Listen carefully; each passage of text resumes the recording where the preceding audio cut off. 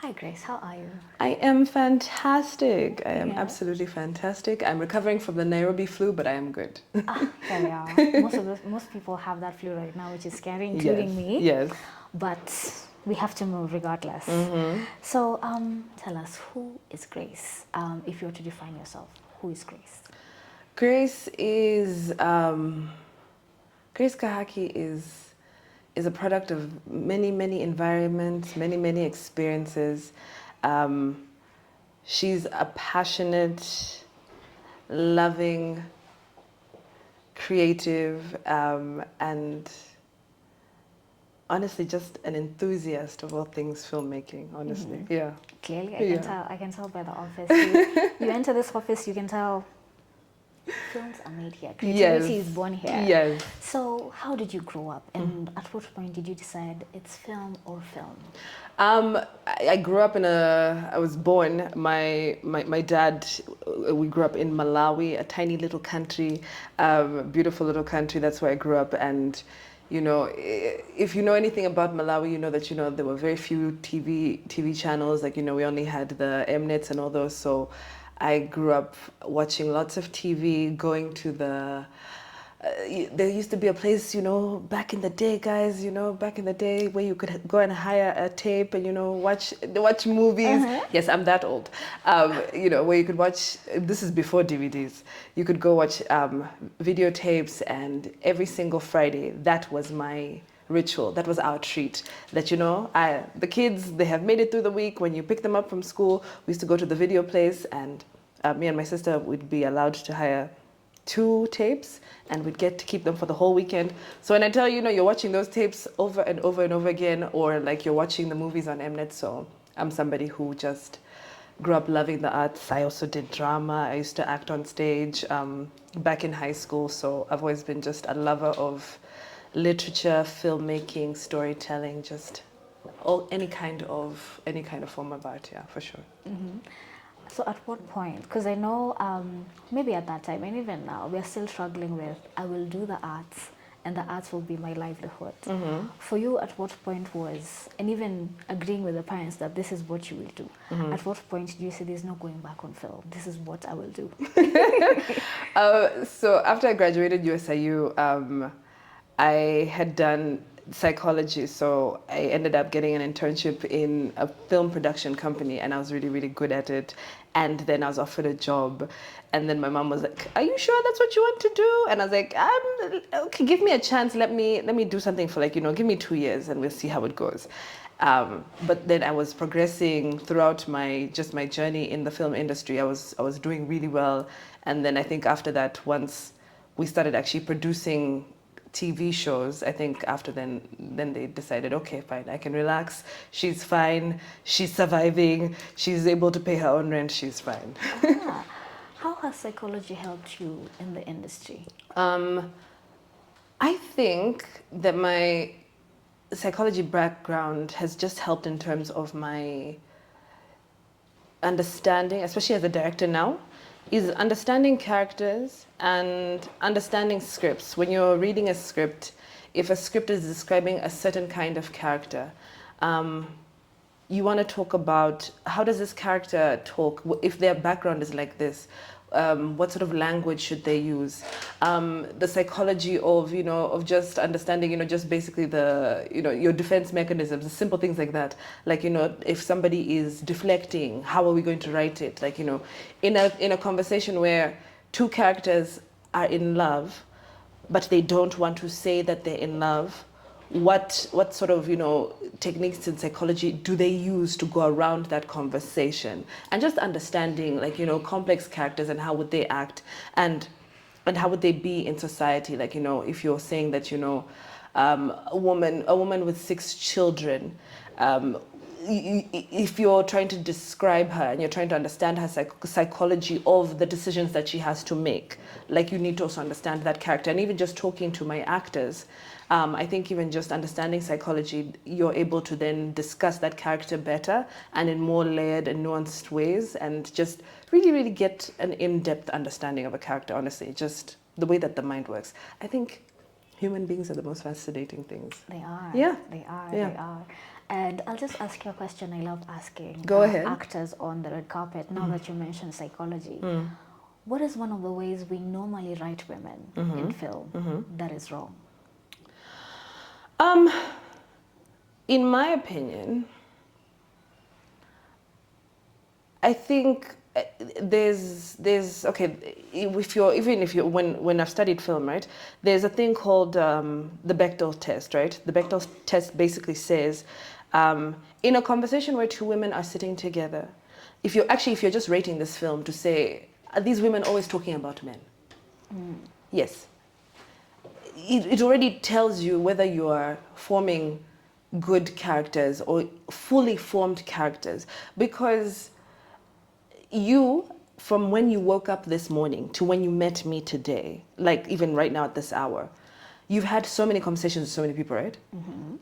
The whole morning, from the people in your house in the morning, on your way to work at the office, phone calls that you've had the whole day. Out of all those conversations, I'm pretty sure that 99% of them had nothing to do with men. Yes. Exactly. Yes. So why should our characters on screen, why are they always talking about men? That to me was one of the issues that I think is usually a way that we misrepresent the way that women actually interact in actual real life. Yeah. Okay. Yeah. I've always wanted to know that. The second one is, let's come to Insignia now. Yes. At what point was it born, and how did you meet Phil? Phil actually founded the company in 2007. I met Phil in 2010. We started working together. He trained me actually as a producer and as a director, and then we became business partners, I think around 2012, and then from there we merged in terms of our vision and our goal for the company. Like, you know, we aligned because each one of us was bringing different strengths to the table, and I think we got along really well, and we both had a vision of loving film and wanting to express ourselves, and I think the skills that he has, the skills that I have, I think just worked very well together, and I think that's why we've had a very, very good business partnership for so long. Yeah. What are some of your earlier on projects that people might not know you were part of? Oh my goodness. In my career, I think I've worked on over 12 TV shows. There was a TV show on KTN called Junior back in the day.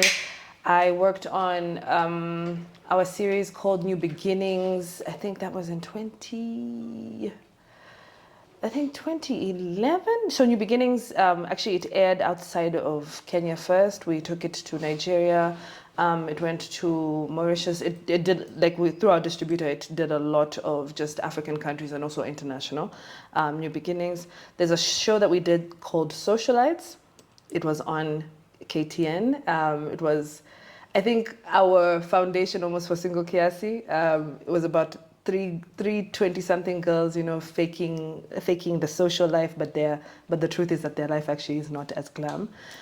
We did another show on NTV called Pieces of Us with Sarah Teshna and Brian Ogola. I did another show called Prem. That was actually the first show that I ever directed as a director on a TV show.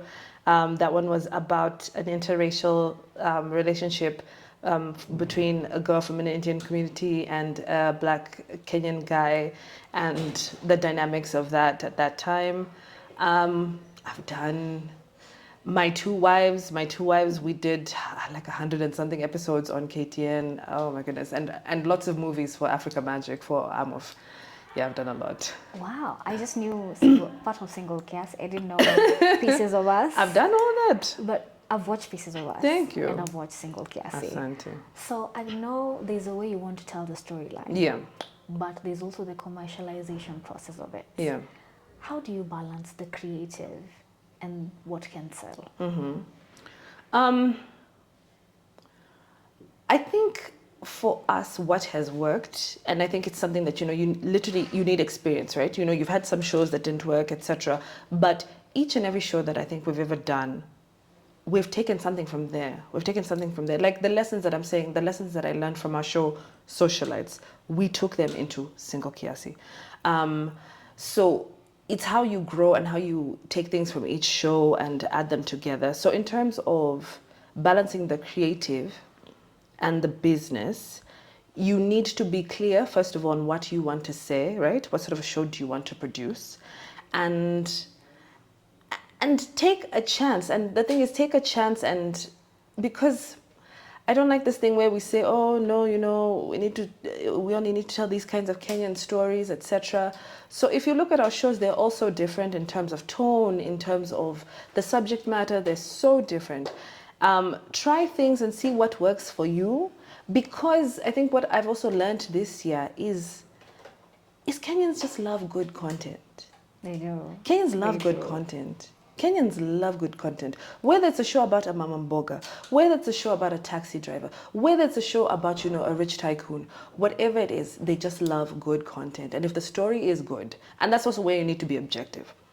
This is the show you want to make, you're scared that, okay, will it make money? So write it, test it on people so that, look at your script over and over and over again. Our scripts, I think we do I'm not even going to lie to you, probably 15 drafts. You go over it and over. You have to edit. That's one person's script. You get what I'm saying? Okay. One script. Yeah.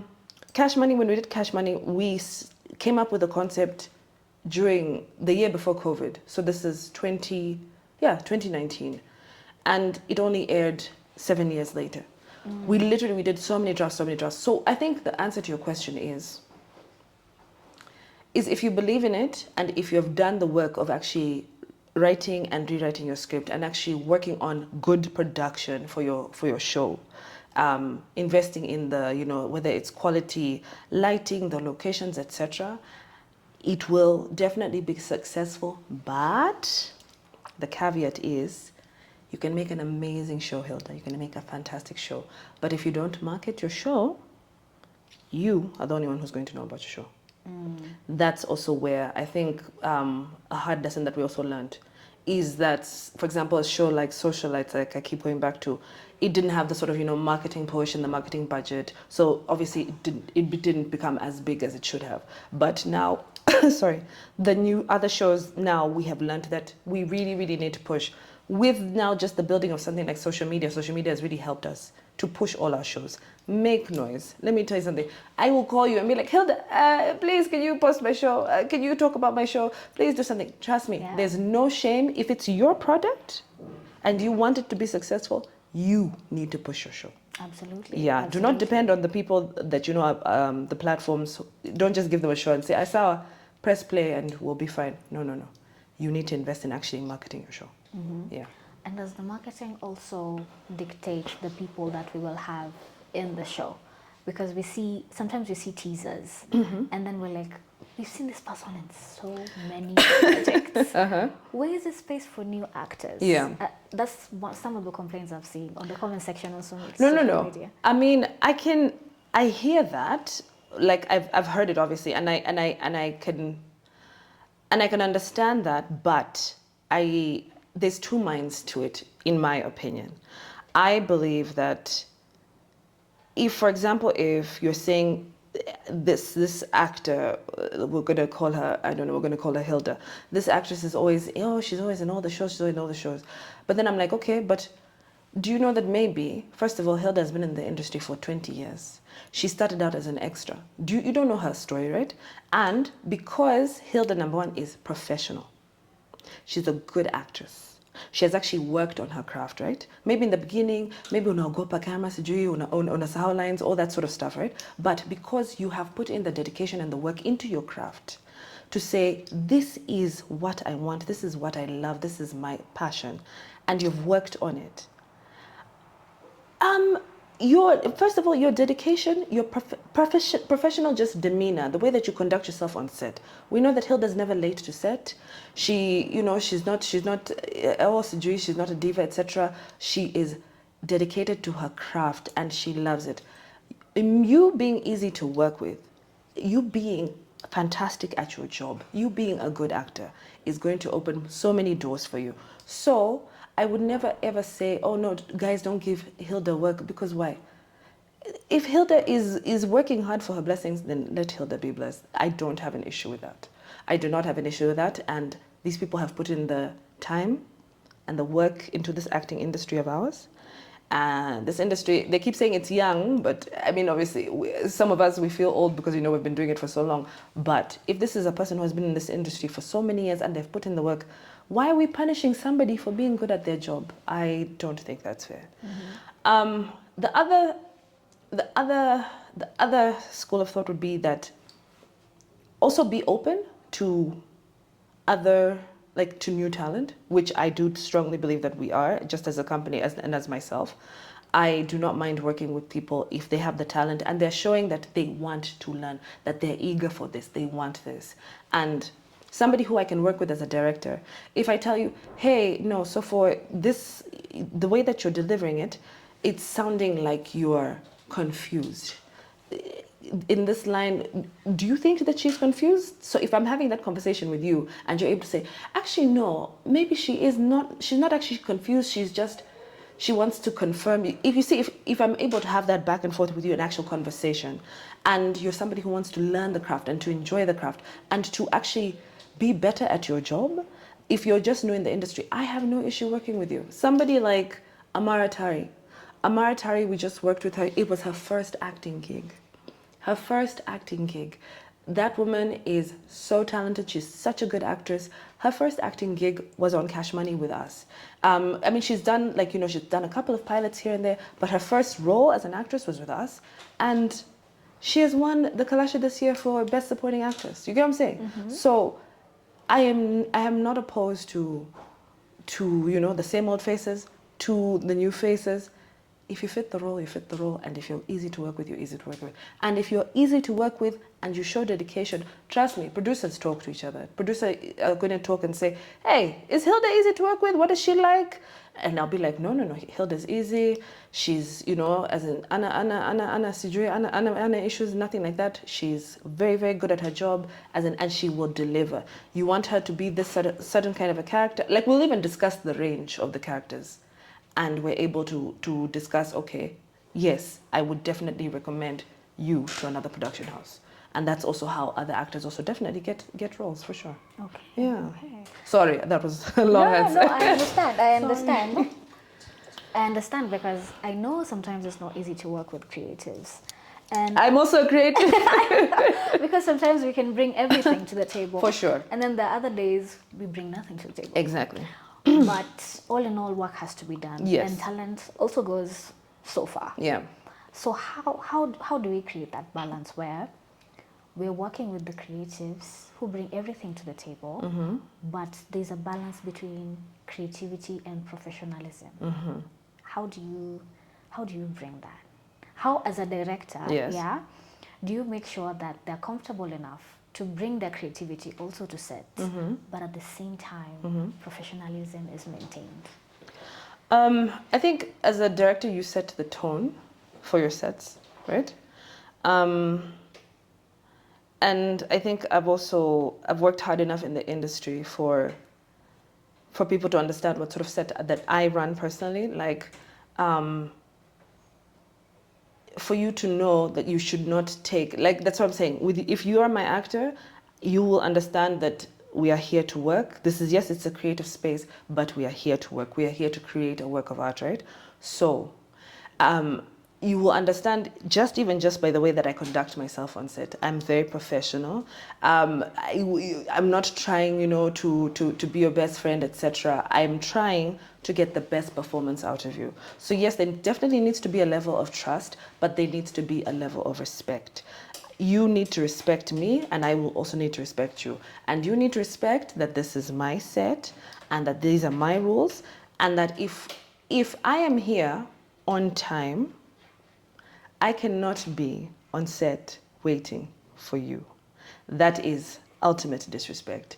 And I don't think that you will understand that if you work with me, that's something that I don't tolerate. Because for me, you are disrespecting me. And I have not disrespected you. I have come to work. But you have said that my time is not important. So, as a director, you must set the tone of the things that you will and will not condone and the boundaries that you have on your sets, just so that there is mutual respect and so that you will know that For Grace, time is very important. For Grace, please make sure that you know your scenes, you know your lines, so that when we get to set, we're actually talking about the artistic experience. We're talking about the creation process. We are actually having a conversation, a collaboration about the scene. We are not here going over your lines because Hilda has come to set late and she doesn't know her lines. You get what I'm saying? Mm-hmm. I'm not. That's not my job. I'm here to direct you. I want you to do your best. I'm here to get the best performance out of you.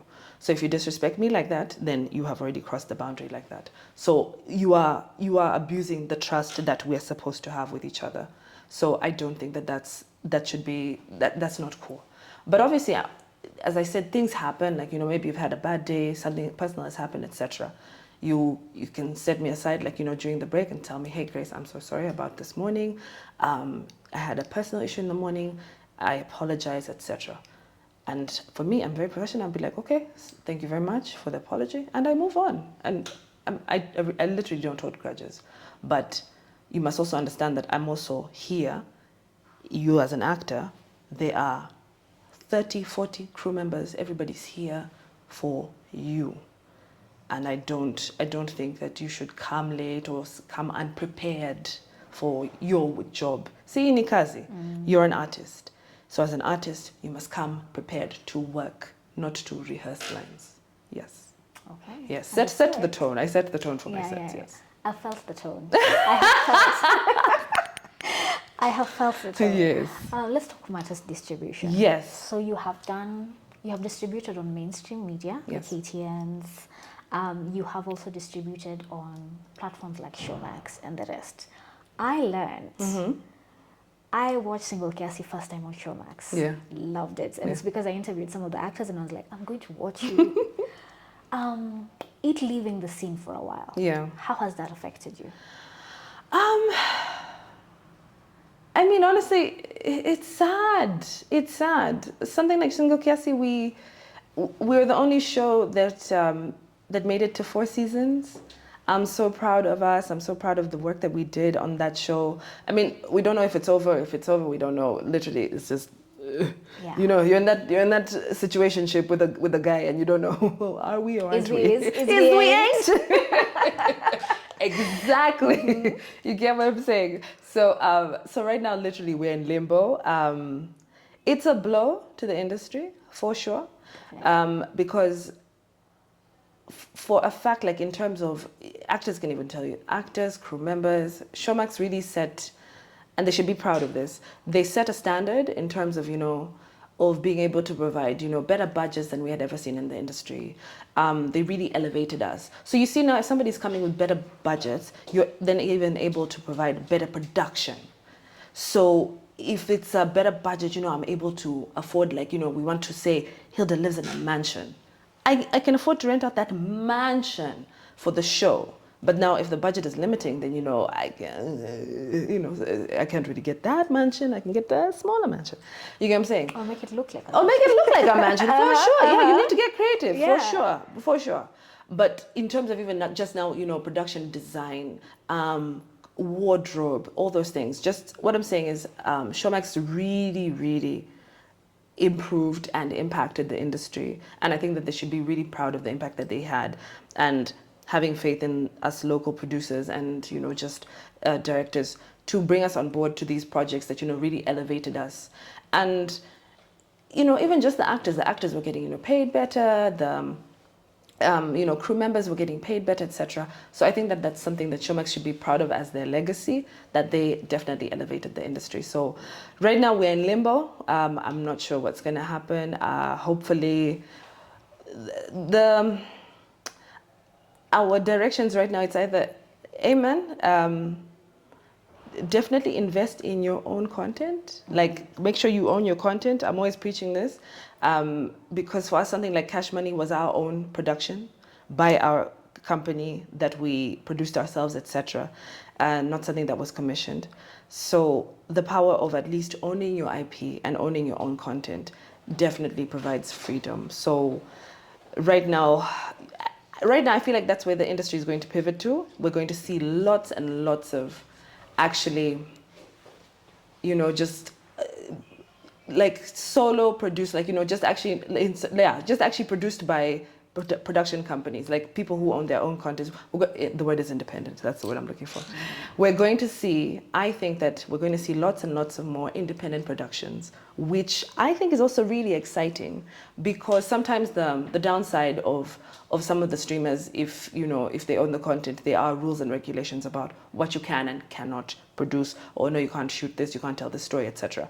So I think actually it's a scary time, but it's an exciting time, because if we're getting lots of independent productions, that means we're going to see lots and lots of more exciting stories.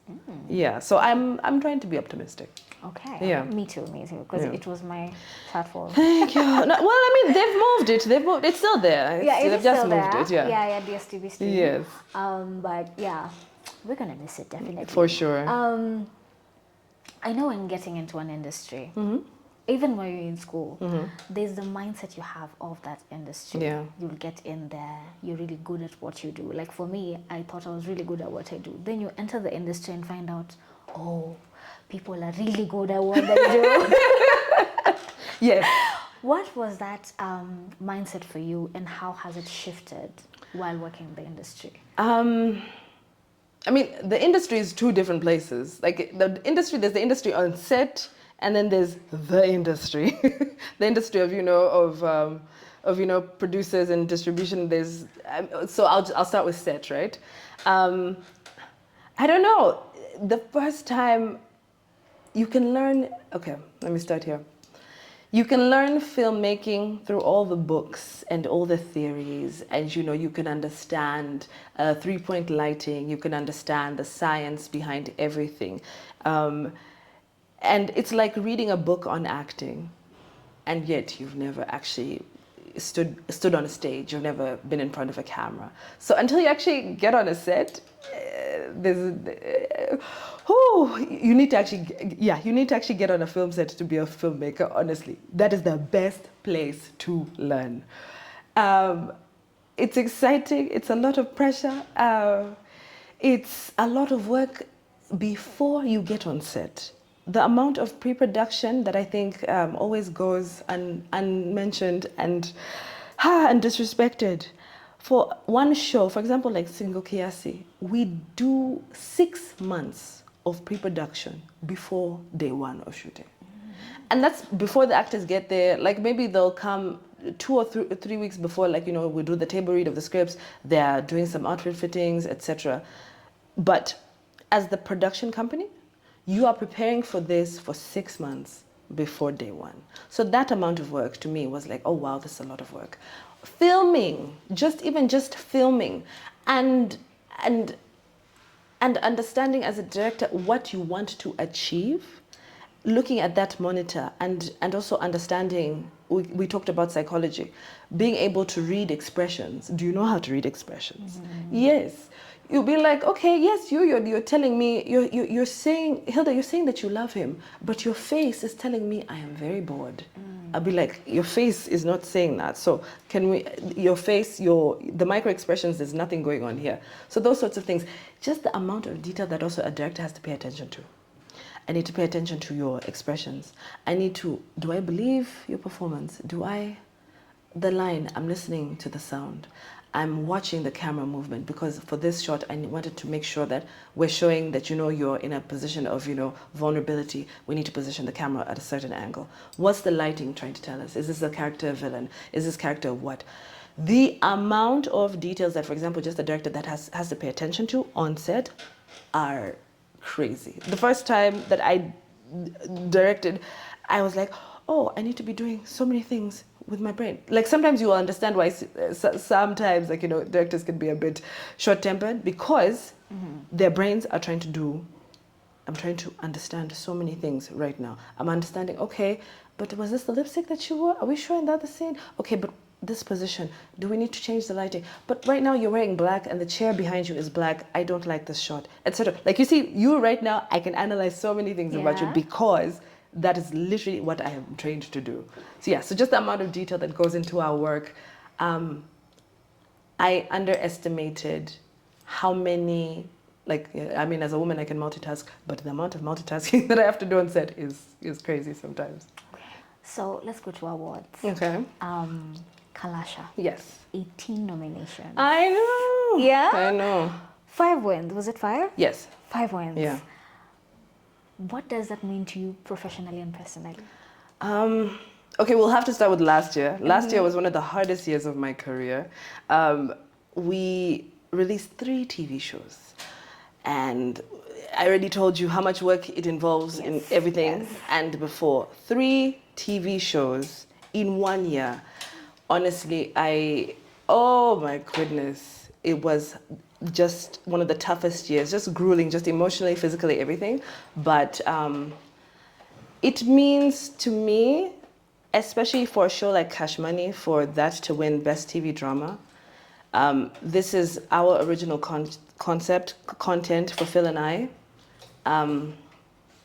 It's validating, and it's one of those things where you're like, this is something we came up with, this is a story that we wanted to tell, and the fact that, you know, we put it on a streaming platform and Kenyans loved it, our international audience loved it, it's so gratifying, and honestly, wow, it's just, I'm so happy. It's not my first time being nominated at the Kalasha, so it was like, okay, wow, it's been a journey. Like, you know, you tried, but now coming out there with something that's yours and winning, man, it feels amazing. It is, because it's from scratch. Exactly. Yeah, everything. Full original content. Yeah. What are we dedicating? Oh my goodness, don't even talk about weather. There was one scene that, you know, we literally had to wait for the rain in the car for, I think, 5 hours. So those days, honestly, it's for the cast and the crew. I dedicated to the cast and the crew. The cast for taking a chance on our idea, and, you know, literally this is coming from first-time actors to seasoned veterans in the industry, for just believing in us and saying that, hey, yeah, sure, I like this idea, I want to work with you. For our crew, for all those days. And, you know, crew, I am a crew member, director. I'm there from the first scene to the last scene every single day. Those long days, long nights, the people in post, the editors, you know, for sitting and, you know, going through re-edits and re-edits and re-edits, going back to the beginning, the writers, and, you know, for doing draft 1, draft 2, draft 75. I think it's a team effort, and I told you that we came up with this idea before COVID. So literally it's been, how many years is this now? 7 years, right? Yeah, 7 years. 7 years, and to win Best Drama. Exactly. To win Best Drama, honestly, it's so gratifying. Honestly, shout out to my entire team, because we did this thing together. Yeah. There are those who are like trying to learn from them. What do you think resonated with the judges more? Because 18 nominations is no small feat. It's the first win, actually. It's the first win. Yeah. What do you think resonated with them more? I think a story like Cash Money, the fact that we won, you know, for directing and for TV drama, I think it's different.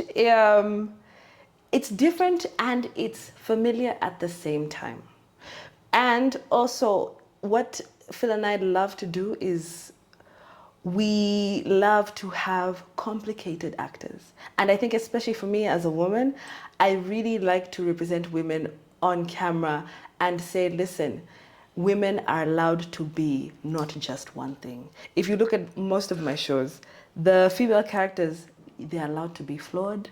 They're allowed to be gold diggers. They're allowed to be bad. You are allowed to be evil. You are allowed to be difficult. You are allowed to be complex. You're allowed to be layered. Like, we don't want to just paint one portrait of female characters on TV.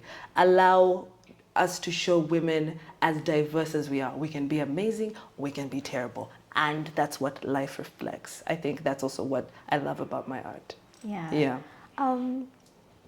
I love that we talk about women in so many of these stories, because they're the most that I interview on red carpets, and I love seeing the stories, But while the nominations were happening, there was also a conversation around the award ceremony of who should actually be the judge, of should we be voting, or should we leave it to the professionals in the industry to choose the people who get these awards.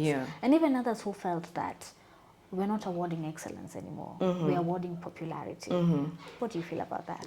I think that actually this time around, because that has been actually the complaint in the past, right? That it was going to a lot of popular people. I know that was a lot of the complaints in the past. And I read a blog article that they said that they changed their system this year. Kalasha did this year. So I know that, for example, for even, I think it was only People's Choice that had 100% open to the public. All the other categories. Which is people's choice. Exactly, it's the People's Choice. It's for you, yeah. So that one was just, how many numbers, and and shout out to Sugar for winning that, because definitely they got the votes. I think this time around they changed the system. They wanted it to be the voting only counts for 5%. And I think the rest now was on technical and the judges, and I think they had broken it down into some other categories as well. So they changed the system this time around. They took the feedback of the people, and just in terms of, I think especially the filmmakers, the film actors, and the rest of the crew, etc., just the people in the industry. So I think they have improved the system. I think this year they've definitely improved the system, because I think I definitely watched 90% of the content, or most of the stuff that actually had been nominated this year. And what I was happy about, KFC, actually, they called us, I think, was it before they even announced Kalasha was happening? This was earlier, sometime last year. They called a bunch of just, industry stakeholders and say, hey, listen, we want to know your feedback, what's going on in the industry, like what do you feel about the awards, etc. And they talked to everybody. They talked to actors, they talked to crew members, they talked to writers, and they took everybody's feedback, all the stakeholders in the industry. And actually these were the things that actually had come about of what you just said, that it had been more of a popularity contest. So just because, maybe you're very popular on Instagram and, you have 5 million followers, then automatically you're going to win. But I think this time they took it, they listened to what we said and said, can we actually have the majority of the result? So like if we're saying 5% is just going from public voting, the other 95% should come from actual filmmakers, people who understand storytelling, who understand, what is in terms of, a movie, what is a story arc, what are act 1, act 2, are they understanding things like subtext, are they understanding storytelling, do they know anything about cinematography? If we're awarding an award for cinematography, like, does anybody know anything about that in that category? So they left that now up to actual filmmakers, and I think that actually, in my opinion, I think that actually gives it more relevance, and it actually improves the award because it's been judged by actual filmmakers. Yeah. So I think it's better this year. I know you're still soaking in the win. After seeing all the, the way you held all of them. Listen, it was a shout out. It was a shout out to Lauryn Hill and Michael Jackson. Okay. Do you get to keep the trophies? Yeah, they're here. Awesome. They're here. How has been the response after that? Are we calling you for all the jobs? How are the DMs? And also, where do you think that keeps you in the industry now? I want to have hope. I want to have hope that I'm proud. Number one, I'm proud, and I have to say that I have wanted a Kalasha, and now we have a Kalasha. I have a Kalasha. Well, more than one. Okay, fine. More than one. Very true. I'm grateful, and for me, it's something that I honor, and like I will claim with honor, because it's something that it's the highest award in my film industry. It is.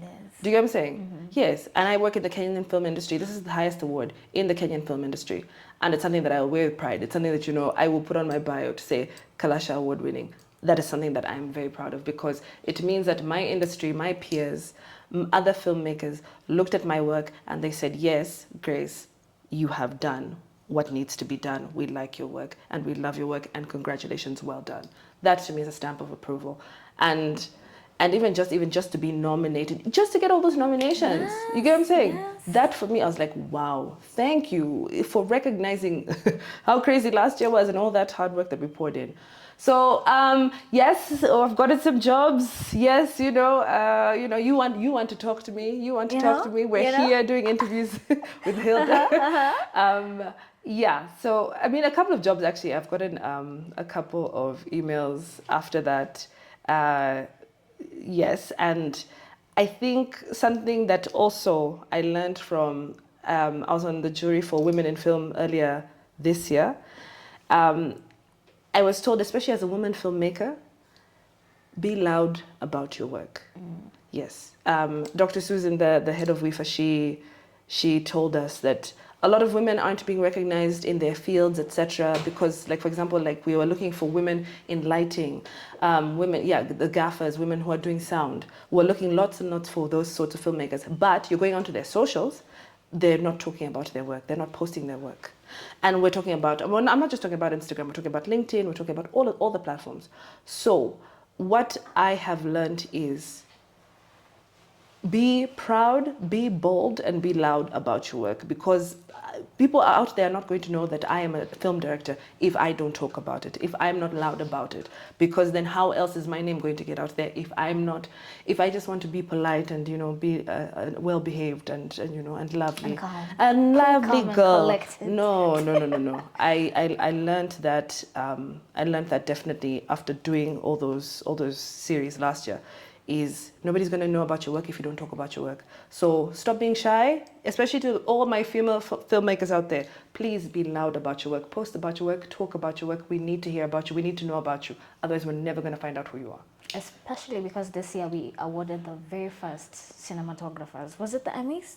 Yes, the Oscars. The Yes, Oscars, yes, for our we awarded sinners. the very first Yes. one. So we need to be loud about it. Yes. Lastly, Yes. and selfishly, are we getting a season 2? Cash money.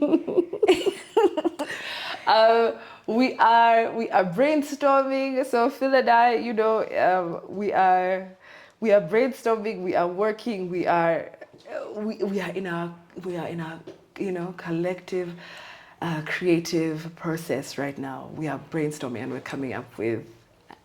I think you're going to like what we have coming up. Okay, that's all I'm going to say. Yeah. Yes. Yes. And of course, just a parting shot. Although I feel what you have just said earlier is the parting shot. Be loud about your work. Yeah. But something else for the creatives and the ones that are coming up in the industry, and of course the ones who feel left out because we're seeing the actors who have been there for 20 years. Yeah. Just a word for them. If you're coming up in the industry, you need to be ready to, I mean, it's been said, everybody knows it. You need to be ready to work hard, obviously, put in the hours. I started out as an intern, and then I became a production assistant, and then I became a production manager, and then, you know, producer, EP, etc. Like, I started out as an intern. Like, if you want to get into this industry, get into this industry, and also, you need to be willing to learn. You need to be willing to be taught. Yes, you've gone to film school. Yes, you know everything. You know all the books and everything. But what I've learned is, for example, if you've gone to other sets, like, for example, the way that Insignia runs their sets is not the same way that somebody else, another production house runs their sets, right? Even countries, the way that our sets in Kenya run is not the same way that the sets in Nigeria run, South Africa run. Everybody has their own systems. Like, we worked with an international crew from South Africa. Like, they had different ways of doing things, and we had different ways of doing things. So we had to find a middle ground in order for the production to flow, and it did. So you need to be hardworking, you need to be flexible, you need to be willing to learn, and you need to understand that it's not going to happen overnight, okay? Trust me, if somebody needs me to hold their water, I have done that. I have done so many other jobs, and literally be willing to learn. I love people who ask questions. Because literally that's also how I learned. You know the theory, ask the questions, be willing to learn, and be willing to listen also. Absolutely. Yeah. Thank you so much, Grace. You're welcome. I have learned a lot. I'm still learning. Yeah, okay? it never stops, does it? Yeah, I think that's the beauty of it. Okay. Yes. And Team Buzzroom, that has been a conversation with the one and only Grace Kahaki. She is proof that Kenyan stories should and deserve to be told. I have learned a lot, especially about women in film, and a lot more that goes into the film process. As always, my name is Hilda Katebe, and this is Buzzroom Kenya. And cut. Thank you. Oh, that was painless.